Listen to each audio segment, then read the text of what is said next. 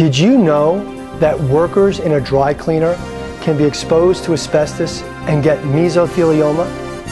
Hi, I'm Joe Williams. I'm a mesothelioma trial attorney, and I want to talk to you about some of the exposures that workers in a dry cleaner setting can have to asbestos.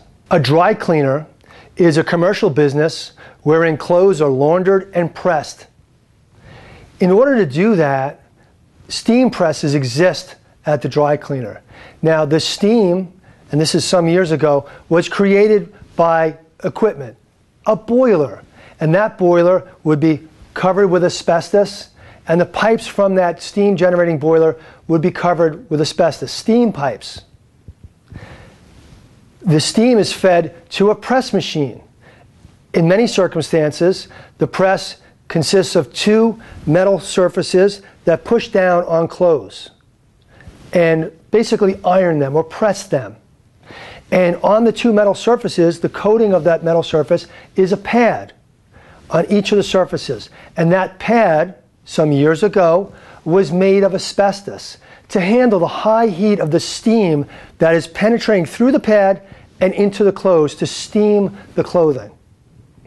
And because of the high heat and because of the commercial use of these steam presses, in which hundreds of garments were steamed per day, the pads would wear out very quickly and have to be replaced.